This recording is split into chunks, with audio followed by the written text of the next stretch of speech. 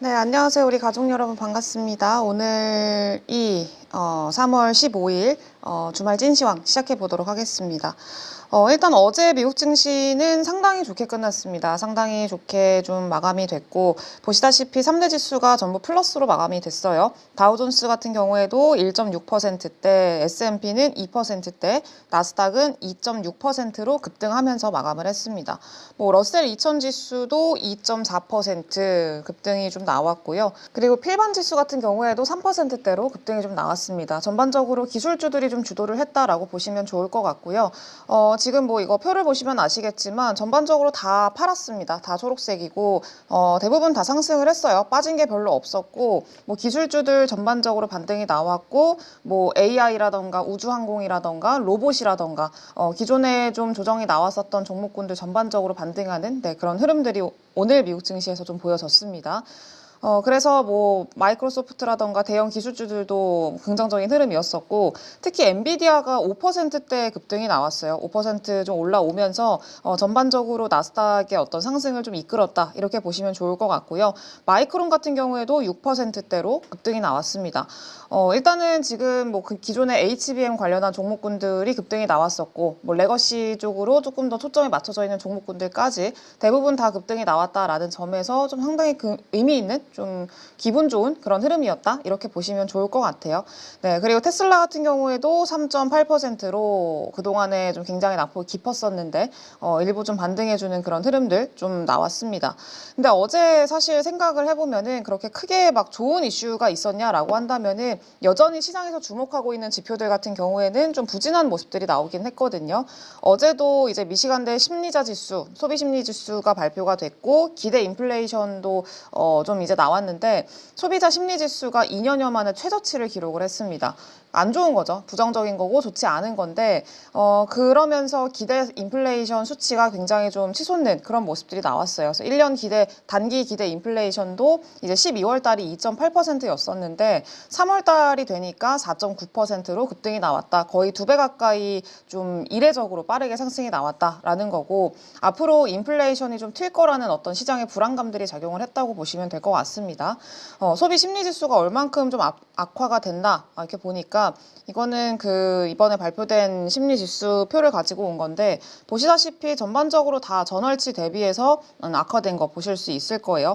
2월 대비해서도 소비자 센티 자체도 지난달에는 64.7이었는데 이번에는 57.9까지 떨어지는, 좀 상당히 큰 폭으로 급락하는 그런 모습들이 나타났었고, 이런 모습들이 시장에서는 좀 상당히 안 좋게 해석할 수도 있을 만한 부분들이었었는데, 시장에서는 조금 더 초점을 맞췄던 거는 결국에는 요거였던 것 같아요. 그동안에 시장이 많이 빠졌다. 그래서 이런 앞서서 말씀드린 것처럼 여러 가지 경제 지표들이 뭐 지난주부터 해가지고 계속 나왔었는데 계속 좋지 않게 나왔잖아요. 그래서 이제 뭐 CPI나 뭐 PPI는 예상치를 물론 하회하긴 했습니다만, 물가는 그래도 안정적인 모습을 보여주긴 했습니다만, 뭐 심리지수라던가 그리고 관세에 대한 불확실성이라던가 이런 것들이 계속 좀 시장의 경제 지표로 좀 반영이 되면서 전반적으로 좋지 못한 모습들을 보였었고, 미국 증시를 좀 하방으로 끌어내리는 그런 어떤 역할로 작용을 했었죠.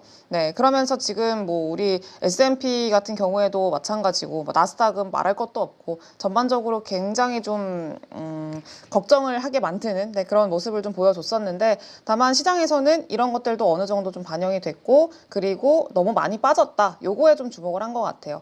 그리고 또 시장의 불확실성으로 작용을 했던 것 중에 하나가 이제 미국의 연방 예산이었거든요. 예산 통과가 되느냐 못 되느냐 요거였고, 3월 14일 어제가 그 데드라인이었어요. 그래서 어제까지 이게 통과가 못 되면은 이제 연방 정부가 셧다운되는, 폐쇄되는 그런 이제 그 길로 갈 수밖에 없는 그런 날이었었는데, 어제 우리 장중이었죠. 어제 아침이었던 것 같은데, 아침에 원래 하원은 통과를 했고 상원에서 통과를 할 수 있느냐 마느냐, 그게 이제 좀 관건이었어요. 근데 어제 새벽에 나왔던 이슈가 그거였거든요. 상원에서 민주당 의원들이 반대를 하고 있다, 그렇기 때문에 통과를 못할 수도 있을 것 같다 있다라는 그런 내용이 좀 그 외신에서도 보도가 됐었고, 그러면서 이제 전반적인 불확실성으로 작용을 하면서 미증시를 끌어내렸던 원인 중에 하나가 됐었거든요.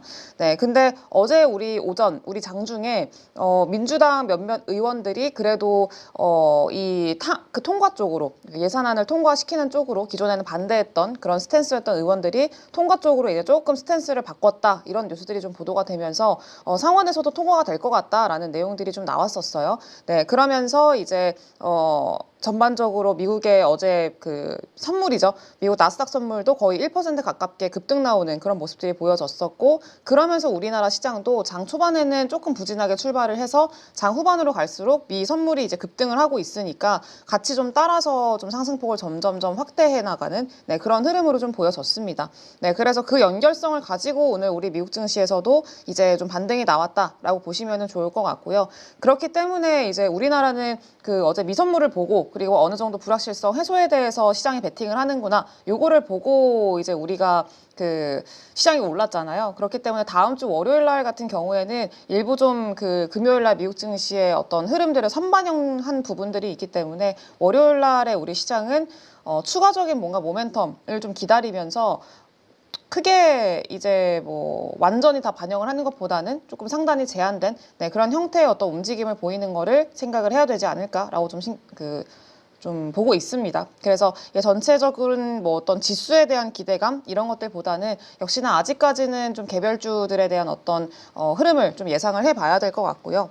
그래서 일단 다음 주부터의 어떤 관건이라고 하면은 지금 최근에 아시다시피 우리 코스피도 그렇고 코스닥도 그렇고 거래대금 자체가 늘어나지 않고 있는 그런 상황이거든요. 그래서 어느 정도 좀 정체된 그런 환경에서 계속 좀 종목별로 약간 수급 뺏고 뺏기기 약간 그런 느낌으로 전체적인 순환매 관점에서의 움직임이 계속 개별 종목별로 나타나는 그런 흐름이었었는데, 그런 흐름은 당분간은 좀 이어질 걸로 봐야 될 것 같고요. 언제까지 이어질 거냐, 외국인들이 들어오는지 여부에 따라서 좀 달라지겠죠.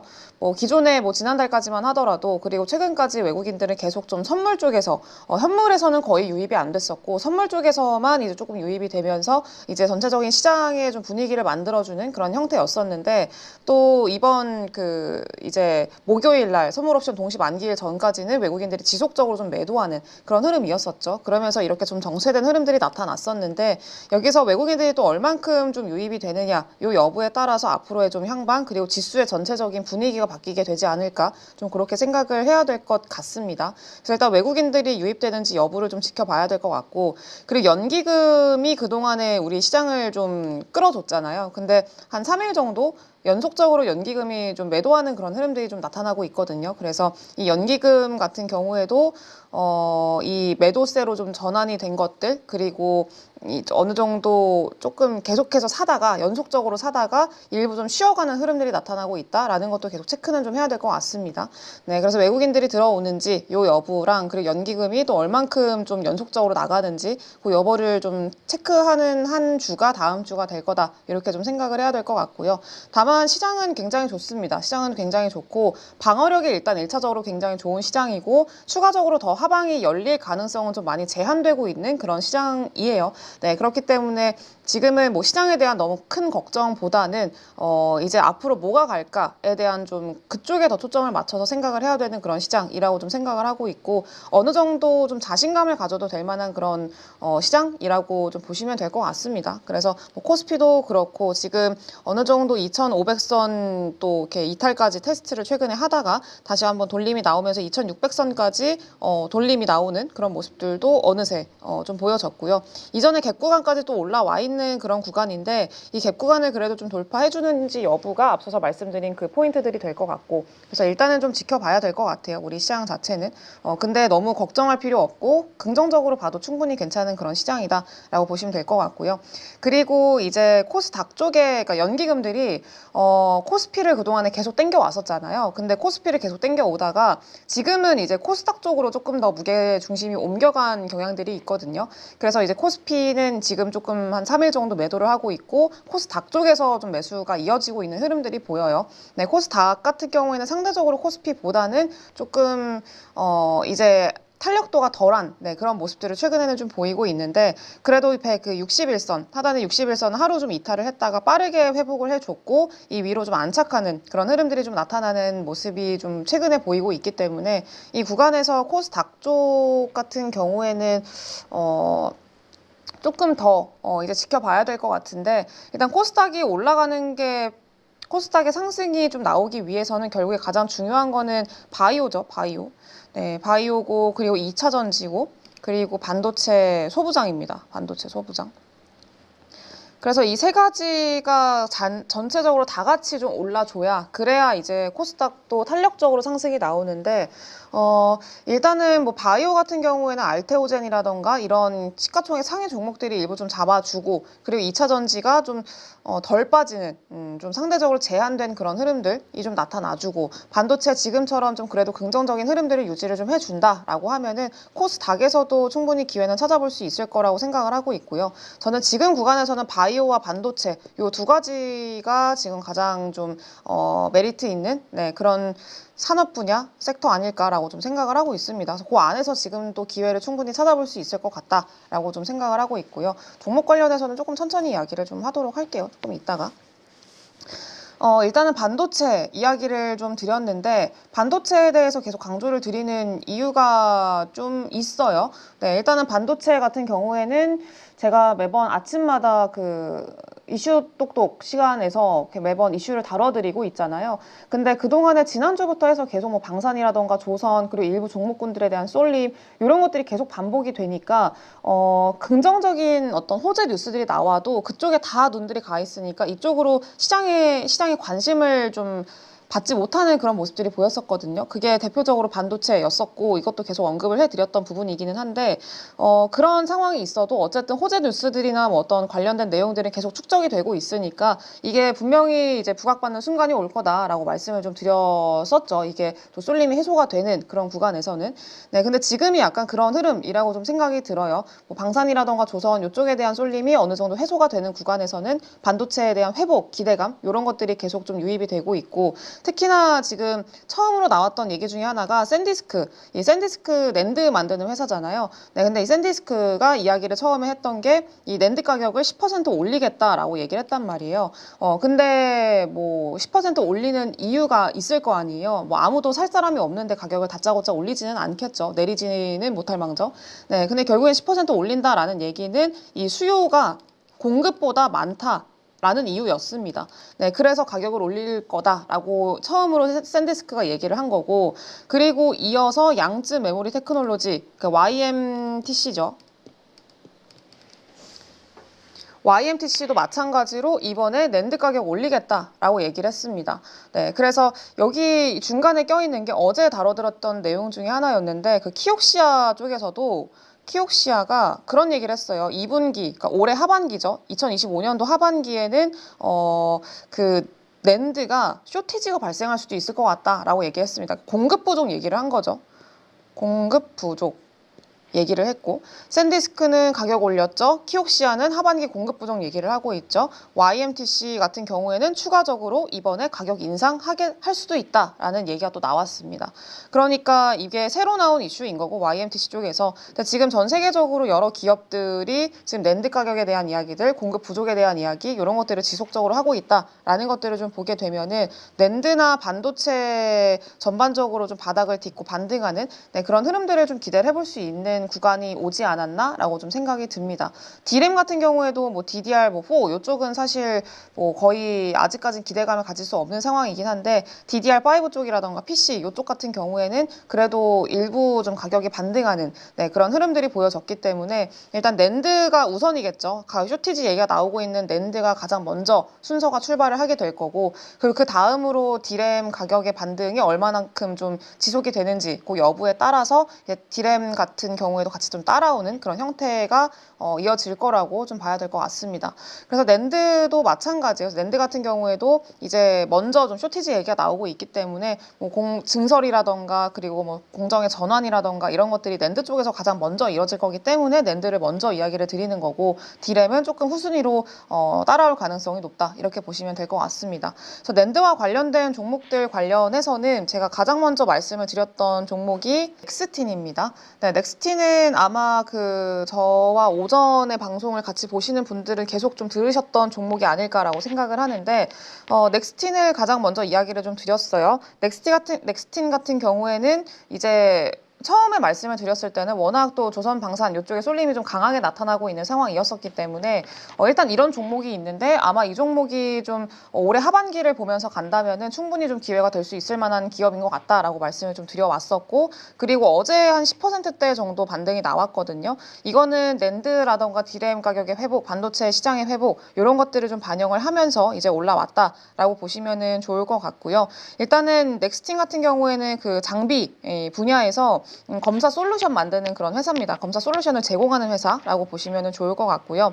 지금 반도체 제조 공정이 점점 좀 정밀화되고 있고, 그리고 어느 정도 좀 이렇게 디테일한 그런 어떤 기술력을 계속 필요로 하고 있는 그런 과정이잖아요. 네, 그런 과정에서 이제 좀 수요가 있을 수 있을 만한 그런 기업이다라고 보시면 좋을 것 같고, 3D 낸드 공정, 네, 이쪽들을 좀 담당을 하고 있는 기업이기 때문에 그 과정에서 충분히 좀 기대할 수 있을 만한 기업이다라고 좀 보시면 될 것 같습니다. 네, 그리고 이제 그 SK 하이닉스를 주요 고객사로 두고 있기도 하고요. 그리고 중국 쪽에서 지금 또 반도체 어떻게 보면 반등 사이클을 먼저 촉발시킨 계기는 이 중국의 이구안신이었었잖아요. 이구안신 정책으로 인해서 뭐 메모리 핸드폰이라던가 그리고 뭐 모바일 PC 이런 것들이 판매가 좀 많이 되기 시작을 했고, 그러면서 재고가 좀 축소가 되면서 전반적으로 좀 반등을 이제 꾀해도 좋을 것 같다라는 그런 기대감을 갖게 만든 요인이었잖아요. 중국 시장에서 이런 수요 증가에 따라서 좀 넥스틴 같은 경우에도 좀 기대가 되고 있고, 넥스틴 최근에 나온 리포트 보니까 올해 하반기에 중국 쪽에서의 어떤 장비 주문이라던가 이런 것들을 좀 기대하고 있다라고 하더라고요. 네, 그래서 그런 요소들을 좀 생각을 하게 되면은 넥스틴 같은 경우에는 지금 좀 관심을 가져보셔도 좋을 만한 그런 기업이다 라고 좀 말씀을 드릴 수 있을 것 같고, 전체적인 큰 틀로 봤을 때 아직까지 뭐 하락 추세를 이렇게 벗어난 구간은 아니기는 합니다. 이렇게 지금 계속 저점을 낮춰 나가면서 하락 추세선의 이제 하단에 있는 그런 흐름들인데, 지금 구간에서 이렇게 보시게 되면은 네, 차트상으로 봤을 때 이제 옆으로 횡보를 좀 하면서 이 이평선들을 다 모아놨거든요. 이평선들을 다 모아놨고 이격을 다 좁혀놓고 있는 그런 상황이고, 이 구간에서 어제 이제 거래량 동반해서 장대 양봉 좀 뽑아주면서 20일, 60일, 120일선 그 이평선들을 한 번에 다 싹 다 돌파를 해주는 그런 흐름이 나타났습니다. 그래서 추가적인 어떤 시세는 조금 더 이어갈 수 있을 거라고 저는 기대를 하고 있고요. 다만 너무 급하게 급등 나올 때 고점에서 내가 잡아버리겠다라는 이런 관점보다는 좀 쉬어가는 구간에서는 충분히 이제 접근 가능하지 않을까라고 좀 생각을 하고 있고, 다만 지금 같은 경우는 이제서야 막 시세가 나온 부분이기 때문에 아직까지만 가격적인 부담이 있고 이런 구간은 또 아닙니다. 네, 그래서 넥스틴 같은 경우에는 그렇게 보시면 좋을 것 같고, 다만 이제 1분기 실적은 별로 안 좋을 거예요. 지금 수주 잔고 자체가 뭐 한 1,000억 정도인가요? 별로 이렇게 많지 않은 구간이기 때문에 매출이나 이런 딴에서의 기대는 상반기에는 그렇게 크게 할 수 없을 것 같고, 제가 하반기를 계속 말씀을 드린 이유 중에 하나가 그때 좀 신규 주문이라던가 이런 것들이 본격적으로 들어오기 시작을 할 거고, 수주 잔고도 그때 쌓이기 시작을 할 거기 때문에 상반기의 매출이나 뭐 실적에 대한 기대감 이런 것들은 조금 축소될 수 있다. 이런 것들은 좀 인지를 하고 넘어가셔야 된다라는 거예요. 네, 그래서 뭐 실적 시즌이 됐을 때 뭐 실적이 공개가 됐는데 단기적으로 실적이 안 좋아서 만약에 주가가 그 전에 어떤 반도체 회복에 대한 기대감으로 올랐어요. 올라놓은 상태에서 실적이 딱 공개가 됐는데 실적이 안 좋아. 그럼 당연히 단기적인 실망감으로 인해서 빠질 수 있잖아요. 네, 그럴 가능성이 높고, 그렇기 때문에 그런 과정들을 충분히 좀 생각을 해야 된다라는 것들은 좀 말씀을 드릴 수 있을 것 같습니다. 네, 그래서 넥스틴이라는 종목이 있고, 또 낸드 쪽에서도 이제 테스 낸드에서 가장 먼저 좀 어떻게 보면은 그 공정이 전환이 되게 되고, 그리고 공정에 대한 어떤 투자가 이루어지게 된다라고 하면은 테스가 또 수혜를 받을 수 있을 만한 기업입니다. 그래서 이미 그런 것들을 반영을 하면서 최근에 좀 많이 이미 올라오기는 했는데, 일단 정고점 구간에서 24,000원 정도 됩니다. 24,000원 구간을 돌파를 못하고 지금 돌파 시도를 하고 있는 구간이에요. 네, 그래서 이런 기업들 같은 경우에는 사실 좀 최근에 많이 올라가지고 지금 구간에서 접근을 하는 게 그렇게 쉽지는 않아 보이기는 합니다. 다만 만약에 좀 접근을 하고 싶다라고 하신다면은 좀 조정이 나왔을 때 뭐 21선 밑에 22,000원 좀 밑에서 그런 구간에서는 그래도 접근이 어느 정도 일부 가능하지 않을까라고 좀 생각을 하고 있고, 21,500원? 네, 그 정도 오면은 좀 좋을 것 같기는 한데, 거기까지 오면은 그때는 또 추세가 아니라 뭐 박스권이기 때문에 아예 하단을 그냥 그 정도로 잡고 접근을 하시는 것도 뭐 나쁘지 않을 것 같아요. 그래서 일단은 뭐 테스 같은 기업들도 낸드와 관련해서 직접적으로 수혜를 기대할 수 있을 만한 기업이니까 좀 보시면 좋겠다, 이렇게 좀 생각이 듭니다. 그리고 요거 같은 경우에는 반도체 관련한 이슈가 좀 최근에 많아가지고 가지고 왔는데, 이건 금요일 날이었었죠. 한화세미텍, 그러니까 한화비전인 건데, 한화비전이 어제 12% 정도 올랐잖아요. 12% 정도 급등이 나왔고 거의 13% 가깝게 좀 종가 마감을 하게 됐는데, 신고가 부근입니다. 또 신고가 부근이고 이렇다 보니까 반도체 지금처럼 좀 성장 주제에 대한 기대감, 그리고 다음 주에 GTC도 또 있기 때문에 엔비디아 GTC에서 HBM 관련해서 뭔가 좀 우호적인 분위기가 형성이 된다라고 하면은, 그러면은 더 추가적인 시세 탄력도는 유지할 수 있을 거라고 좀 생각이 들어요. 일단 월요일 날 분위기가 좀 중요하긴 할 것 같은데, 하나비전 같은 경우 이번에 공시 나온 거를 좀 보니까 그 판매 공시가 났잖아요. 계속 뭐 이야기들은 많았어요. 설왕설래는 많았었고, 작년부터 뭐 하나비전이 이제 SK 하이닉스로 이제 들어갈 거다. 그리고 한미반도체의 어떤 솔벤더를 좀 그 깨지게 만든 그런 기업이 될 거다. 뭐 이런 얘기가 계속 나오고 있었는데, 뭐 아니다, 하나비전이 아직 뭐 탈락했다, 뭐 통과했다, 이런 논란들이 되게 많았었잖아요. 근데 결국에는 납품이 됐습니다. 공급 계약을 맺었고, 지금 금액으로 보면 210억 정도 되거든요. 네, 210억 정도 되는데, 이번에 그 반도체 애널리스트 분이 이야기를 한 걸 보니까, 계산을 그 HBM 대수로 좀 계산을 해보니까 한 8대에서 한 9대 정도가 되지 않겠냐라고 이제 추정을 하고 계시더라고요.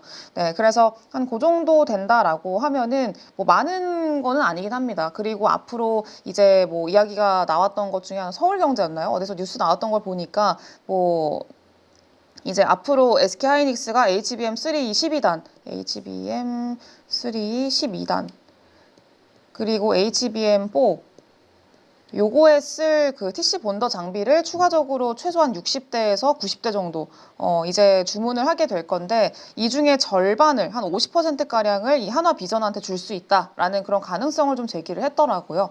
네, 근데 뭐 그러려면은 사실 최소 30대잖아요. 최소 30대를 이제 양산을 해야 되는 건데, 지금 과연 그 정도의 어떤 그 라인이 구축이 돼 있을까라는 거를 생각을 하면은 시간은 조금 더 필요하지 않을까라고 생각이 들긴 하는데, 미리 뭐 구축을 해놨을 수도 있고요. 근데 안 돼 있을 가능성이 조금 더 저는 높다고 생각을 해가지고, 바로 지금 당장 뭐 30%, 그 절반 정도의 어떤 물량을 다 가져갈 수 있을지 여부는 조금 더 체크는 해보긴 해야 될 것 같아요. 그래서 지금 당장 뭐 이거 한화비전과 한미반도체가 절반씩 다 가져가게 될 것 같다, 뭐 이런 기대감을 지금 당장 가져보시는 것보다는 일단 기대감은 가져가 보시되, 이런 디테일한 것들은 조금 더 확인해 볼 필요는 있다라고 좀 생각이 들고요. 다만 이제 이런 SK 하이닉스를 뚫었다라는 어떤 좀 그 레퍼런스를 가지고 다른 마이크론이라던가, 그리고 뭐 다른 이제 그 수요처 뭐 이제 뭐 삼성전자라던가 이런 어떤 HBM을 만드는 회사들한테 좀 추가적인 고객사를 확보를 할 수 있을 만한 환경이기는 하기 때문에, 그런 기대감으로 인해서 주가가 추가적으로 좀 상승 탄력이 나올 가능성도 좀 충분히 있다, 이렇게 좀 생각을 하고 있습니다. 그래서 이제 뭐 다만 지금은 좀 너무 이렇게 가파르게 오른 부분들도 있고 신고가 부근이기 때문에, 만약에 좀 접근을 한다라고 하면은 매매적인 차원에서 접근을 하셔야 되고, 하단을 좀 잡고 손절 라인도 잡고, 그러면서 이제 접근을 하시는 게 좀 리스크를 축소하는 그런 어떤 방법이라고 좀 생각을 하시면 좋을 것 같아요. 네, 그래서 일단은 뭐 이 내용 자체는 그래도 긍정적인 내용이라고 보시면 좋을 것 같고요. 그리고 조선 관련한 또 이슈가 있었는데 조선주들이나 방산주들 같은 경우에는 다음 주에도 어느 정도의 모멘텀은 계속 이어갈 걸로 봐야 될 것 같습니다. 3월 말까지는 좀 계속 지켜보세요. 일단 3월 이후로 공매도가 재개된 이후로는 조금 더 압박에 대한 부담감이 가해질 수는 있겠습니다만 그 전까지는 그래도 계속해서 좀 끌고 가는 그런 형태의 움직임은 좀 기대를 해봐도 좋겠다라고 생각을 하고 있고요. 특히나 메카시가 이제 존스법 수정을 해가지고 한국에서도 미국 함정을 건조할 수 있도록 이제 수정을 하겠다라고 얘기를 했대요. 네, 그래서 이제 메카시 전 하원 의장이 이제 우원시 국회의장하고 좀 이렇게 만났대요. 만나가지고 비공개 회동을 했는데 여기서 조선 측 그 조선업에 대한 협력을 이전부터 미국 쪽에서 강조를 해왔었잖아요. 그래서 그거를 좀 구체화하기 위해서 존스법을 좀 개정을 하겠다, 수정을 하겠다라고 얘기를 했다고 합니다. 그래서 이런 것들도 하나의 어떤 모멘텀이 계속 우리가 기대했던 부분들이 있잖아요. 존스법이 이거 빨리 바뀌어야 그래야 이제 조선도 조금 더 기대를 가질 수 있을 텐데 그리고 수정해주지 않겠나 뭐 이런 기대감들이 있어 왔었잖아요. 네, 근데 그런 기대감들이 현실화되고 있는 그런 구간이라고 좀 보시면 될 것 같습니다. MRO 관련해서는 뭐 하나오션이라던가 그리고 이제 HD 현대중공업인데 근데 뭐 사실 그래요. 뭐 HD 현대중공업 같은 경우에는 지금 딱 그 전 저점 구간, 요 구간에서 이렇게 만들고 있는 상황이잖아요. 네, 여기가 딱 저점 구간이기도 하고.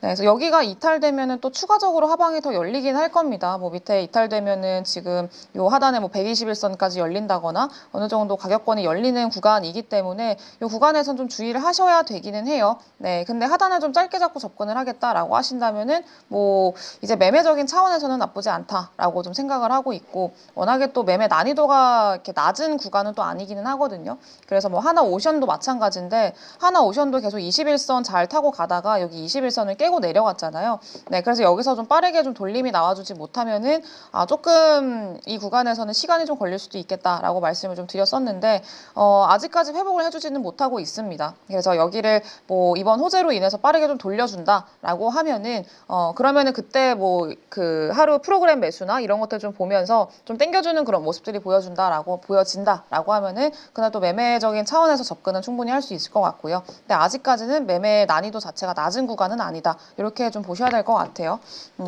그리고 오히려 지금 자리를 굉장히 잘 지키고 있는 종목이 삼성중공업이죠. 네, 근데 이게 이런 MRO 관련한 모멘텀도 있기는 한데 또 하나 더 나왔던 내용 중에 하나가 오늘 또 가져오진 않았습니다만 그게 또 있었어요. LNG 프로젝트 관련해가지고 알래스카 프로젝트 있죠. 북극곰 프로젝트. 네, 근데 그 북극곰 프로젝트에 한국의 참여를 좀 약간 압박하기 위해서 미국에서도 누가 왔습니다. 누가 또 한국에 방한을 한다라는 이슈가 어제 아침에 또 나왔었죠. 네, 그러면서 뭐 이제 하이스틸이라던가 이런 LNG 관련한 좀 테마성 종목들이 움직임이 나오기도 했었는데 근데 어쨌든 이런 LNG 프로젝트 관련해가지고 좀 여러 가지 이야기들이 많기는 해요. 이게 뭐 수익성이 과연 있겠느냐. 미국도 자기들이 수익성 없어서 포기한 거를 우리나라나 뭐 미국이나 일본이나 이런 국가들한테 뭐 하라고 하는 게 맞는 거냐 뭐 이런 내용들도 있고 네, 그렇기는 한데 결국에는 좀 아마 참여를 압박을 하고 있기 때문에 우리나라가 참여하게 될 가능성이 좀 높아 보인다라고 좀 생각이 듭니다. 네, 그래서 그러면은 그 안에 좀 참여를 하게 되면서 수혜를 볼 수 있을 만한 업종을 좀 찾는 게 여전히 좀 이어지고 있는 상황인데 그 안에서 중요한 거는 결국 또 쇠빙선이기도 하거든요. 이제 알래스카 얼음 많잖아요. 얼음 많고 비가 많고. 근데 그거를 다 뚫고 이제 갈 수 있을 만한 그런 특수 목적선이 좀 필요한데 쇠빙선을 또 잘하는 기업이 또 삼성중공업도 이기도 하잖아요. 그래서 그런 측면으로 봤을 때는 LNG 뭐 특수 목적선 뭐 이런 것들 관련해서 삼성중공업이 가장 좀 탑픽으로 제시가 되지 않을까 좀 그렇게 생각이 들어요. 네, 그리고 하나오션이나 HD 현대중공업 같은 경우에는 또 MRO로 갑자기 또 넘어가서 죄송한데 갑자기 또 까먹었었어요. 네, 현대미포. HD 현대미포가 사실 저는 그래도 가장 빠르게 MRO 사업이나 그리고 미국의 어떤 군함 관련해서도 빠르게 수혜를 볼 수 있을 만한 기업이 아닐까라고 좀 생각을 하고 있어요. 워낙에 군함 사업도 있기는 하지만 그 옆에 따라가는 그 보조선들이 있잖아요. 지원선들. 네, 그 지원선들이 필요한데 그 지원선을 또 만드는 회사가 HD 현대미포입니다. 그리고 이 지원선이 또 워낙에 수주라던가 수주 반영이라던가 매출에 인식되는 그 기간 자체가 좀 짧기 때문에 다른 애들 대비해서 짧기 때문에 가장 먼저 매출로 좀 전환이 될 수 있을 만한 기업이고 그런 기대감은 충분히 또 다시 반영이 될 수 있을 거라고 생각이 들어요.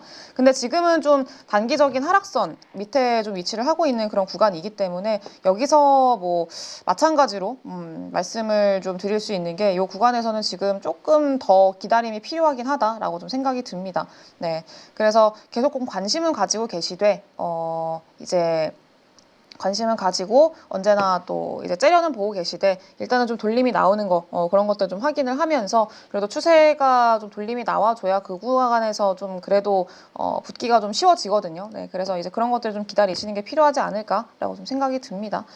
네, 그리고 방산도 마찬가지고, 네, 방산도 그렇고 그리고 그래서 조선방산 이쪽은 계속 좀 보시면 좋을 것 같고요. 뭐 이거는 이슈가 좀 있어서 이슈와 함께 좀 다뤄드린 거고 아마 다음 주 월요일 날 같은 경우에는 그런 것들이 좀 많이 보일 거예요. 이제 금요일 날 미국 증시 안에서 여러 가지 종목군들이 좀 많이 올라왔었는데 특징적으로 봤던 게 원전주들. 그러니까 원전주들이 좀 많이 올라왔거든요. 미국 증시에서. 오클로도 한 13% 올랐고 뉴스케일 파워도 10% 이상 올랐고 뭐 컨스텔레이션 에너지라던가 비스트라 에너지 이런 기업들도 좀 상승이 많이 나왔단 말이에요. 네, 그래서 원전 관련한 종목군들이 상승이 나왔기 때문에 우리나라에서 뭐 두산 에너빌리티 이런 기업들 지금 한 3% 정도 오르고 있는데 제가 두산 에너빌리티는 이거 27,000원 이상 올라서야 좀 기대해 볼 수 있다라고 말씀을 좀 드렸었단 말이죠. 네, 근데 두산 에너빌리티 지금 최근에 어떤 수급이나 이런 상황들을 좀 보게 되면은 어제 외국인이랑 기관들이 조금 들어왔거든요. 네, 그래서 뭐 많은 물량은 아니기는 한데 연기금까지 포함해가지고 전방위적으로 기관 수급이 좀 일부 들어왔습니다. 그래서 요거는 조금 더 이제 연속성을 가져가는지 여부를 지켜봐야 돼요. 그리고 27,000원 이상 좀 올라서는지 여부까지도 봐야 됩니다. 네, 그래서 일단 뭐 가스 복합 화력 발전 관련해서도 그리고 뭐 원전 관련해서도 또 3월달에 이제 체코 본계약 체결 이슈 있을 거라고 말씀을 좀 드렸잖아요. 그래서 이런 모멘텀도 좀 있기 때문에 원전 관련한 종목군들은 계속 일단 좀 관심을 가져보시고요. 다만 탄력적으로 시세를 기대하기에는 워낙에 좀 천천히 움직이는 종목이니까 빠른 시간 내에 뭔가 승부를 보겠다라고 하시면은 조금 더 시간은 필요할 것 같아요. 그래서 뭐 원전주들은 모멘텀은 유지가 되고 있는데 자리가 애매하다 그러면은 음봉 나왔을 때 조정 나왔을 때 그때 접근을 하시는 게 훨씬 더 용이하게 접근을 할 수 있는 방법이니까 그거는 좀 참고를 하시고요. 그리고 양자주들도 계속 강했습니다. 어제 미국 증시에서도 그 디웨이브 퀀텀도 30% 이상 급등이 나왔고요. 그리고 퀀텀 컴퓨팅 같은 경우에도 20% 이상 급등 나왔고 리게티 컴퓨팅도 마찬가지로 20% 이상 올라왔고 그래서 지금 양자 관련한 그 종목군들이 굉장히 강하게 어제 미국 증시에서 상승이 나왔기 때문에 그 양자 관련주들은 다음 주 엔비디아 그 GTC에서 양자의 날, 네, 그날 있기 전까지는 계속 좀 매매적인 차원에서 움직임이 나올 거예요. 근데 안정적으로 좀 가겠다라고 하시면 다음 주 월요일이나 한 화요일 정도에서 이제 양자는 매매를 끝내시는 게 좀 좋지 않을까라고 생각이 들고요. 뭐 관련해서는 뭐 엑스게이트가 원래는 대장이었었는데 최근에는 제일 빨리 움직임이 나왔던 게 KCS. 였던 것 같아요. 탄력도도 제일 좋았었고 거의 27%까지 급등이 나왔다가 종가는 윗골에 쓱 달면서 17%대 마감을 하기는 했는데 가장 좀 그 시세 탄력도가 좋은 기업이기도 하고요. 그리고 뭐 엑스게이트가 뒤따라오는 기업이고 그리고 양자 관련해서 파이버 프로, 네, 파이버 프로는 방산도 있고 양자도 있고 드론도 있고 여러 가지 좀 모멘텀이 많은 기업이다 보니까 최근에 좀 시세 탄력도가 굉장히 좋거든요. 그래서 요거 같은 경우에도 금요일 날 좀 일부 눌림이 나왔는데 추가적으로 좀 아래 꼬리를 달게 된다라고 하면은 그때는 좀 단기적인 매매 차원에서는 접근 가능하지 않을까 좀 그렇게 생각이 듭니다. 네, 그리고 파이버 프로랑 또 ICTK. 네, ICTK도 마찬가지인데 양자 테마로 움직임이 나오는 종목 중에 하나예요. 근데 이 종목은 전고점 일단은 돌파를 했거든요. 전고점 돌파에 좀 성공을 해놓은 네, 그런 상황이고 한 3,000원 정도 됐었는데 종가가 13,000원 이상에서 마감이 됐어요. 네, 그래서 이 구간에서도 단기적인 어떤 매매적인 차원에서의 접근이라고 보시면 좋을 것 같고 사실 양자 같은 경우에는 뭐 이런 단기 매매에 익숙하신 분들만 접근을 하시고 그게 아니다라고 하시면은 굳이 안 하셔도 된다라고 계속 말씀을 드려왔기 때문에 그것만 조금 참고를 해주시면은 좋을 것 같아요. 그래서 그냥 지금은 편하게 가져가고 싶다라고 하시면은 아직 안 오른 좀 바닥권에 있는 반도체라던가 그리고 과대 낙폭에 따른 반등, 되돌림이 나오는 종목군들 그렇게 보시면 될 것 같고 로봇주들 같은 경우에도 마찬가지인데 로봇주들은 저는 다음 주 계속 갈 거라고 보고 계속 갈 거다라기보다는 계속 모멘텀이 유지가 될 거다라고 보고 있거든요. 다음 주 삼성전자의 주총도 있고 엔비디아 GTC도 있고 그렇기 때문에 로봇주들은 계속 좀 보셔야 될 것 같고 로봇주들이 가게 된다라고 하면은 당연히 뒤이어서 따라오는 게 자율주행 그리고 AI 소프트웨어 이쪽이잖아요. 그래서 거기까지도 좀 연결성을 가지고 보시면 좋지 않을까 그렇게 생각을 하고 있습니다. 로봇 같은 경우에는 지금 클로봇이 또 가장 이제 또 신고가 부근이기도 하고 금요일 날 일부 좀 되돌림이 나와줬어요. 그래서 이제 클로봇은 계속 관심 가져보시면 좋을 것 같고 그리고 하이젠 RNM 그리고 로보티즈 이렇게 세 가지 종목 좀 보시면 될 것 같습니다. 레인보우 로보틱스는 워낙 기본적인 기업이니까 그거는 그냥 그렇게 보시고 이 세 가지 종목들 좀 보시면 될 것 같고 시메스가 상대적으로 신규 상장주 중에서는 덜 올라온 종목이기 때문에 시메스 같은 경우에는 좀 로봇주들에 대해서 어떤 분위기가 잡힌다라고 하면은 또 그 하이젠 RNM이나 그 클로버처럼 치고 올라갈 수 있을 만한 힘은 있어요. 그래서 그거는 조금 참고를 하시면 될 것 같습니다. 근데 비중을 크게 뭐 들어가는 것보다는 이것도 마찬가지로 이제 이슈에 따른 어떤 매매적인 차원에서의 접근이라고 봐주시면 될 것 같고요. 그리고 뭐 자율주행 관련해서는 그냥 SOS랩 SOS랩을 좀 보시면 될 것 같습니다. 근데 이것도 일단 돌림이 좀 나와줘야 되는 구간이 딱 여기거든요. 전에 저점 부근. 여기가 이제 12,000원 정도 구간인데 이 12,000원 상단 돌파하면서 이 구간에서 이제 돌림이 나오는 그러면서 전고점 한 5,000원 정도 구간까지 이제 좀 노려보는 이 박스권 안에서의 매매 차원에서의 접근은 자율주행은 좀 가능해 보인다. 이렇게 좀 보고 있습니다. 그래서 이렇게 좀 참고를 해보시면 될 것 같고요. 그리고 다음 주 같은 경우에는 뭐 여러 가지 이슈들을 좀 말씀을 드리긴 했는데 다음 주 같은 경우에는 또 이번 주만큼이나 변동성을 야기할 만한 그런 이슈들이 또 굉장히 많습니다. 네, 그래서 보면은 방금 말씀드렸던 엔비디아 GTC 예정이 돼 있고요. 그리고 미국에서는 FOMC 있고요. 그러면서 여기서 점도표도 공개가 되죠. 점도표 수정안이 또 공개가 되고 그리고 파월 의장 또 연설을 또 할 거기 때문에 파월 의장의 언급들도 있을 거고 네, 그럼 경계도가 좀 높아지겠죠. 그리고 BOJ 금리 결정일도 있고요. 그러면서 BOJ 이번 금리는 좀 동결을 할 가능성이 매우 높기는 합니다만 이 안에서 또 어떤 이야기를 할지가 또 중요해요. 지금은 동결할 가능성이 높은데 그 다음 금리 어떤 방향성, 정책 방향성이 바뀌었는지 이런 것들을 체크를 할 걸로 보고 있기 때문에 이렇게 보시면 될 것 같고 그리고 또 미국 같은 경우에는 또 선물 옵션 동시 만기일입니다. 네, 선업 동시 만기일이고 그래서 이런 여러 가지 또 변동성을 야기할 수밖에 없는 그런 이슈들이 있기 때문에 다음 주에도 마찬가지로 뭔가 지수에 대한 어떤 기대감 이런 것들보다는 개별 종목들 중심으로 좀 대응을 하시는 게 필요한 그런 시장이다라고 보시면은 될 것 같습니다. 네, 그래서 이제 우리가 해야 될 거는 그건 것 같아요. 추가적인 이제 지수의 하방은 우리가 어느 정도 확인을 했고 추가로 상승을 만들 수 있을 만한 신규 모멘텀이 뭘까? 요거에 대한 고민을 좀 해보는 시간이 다음 주가 되지 않을까? 네, 그렇게 생각을 하고 있습니다. 그래서 일단은 주말 동안 또 편하게 마음 편하게 좀 이제 지내시면 좋을 것 같고요. 좀 푹 쉬시고 다음 주 월요일 날 저는 또 다시 돌아오도록 하겠습니다. 감사합니다.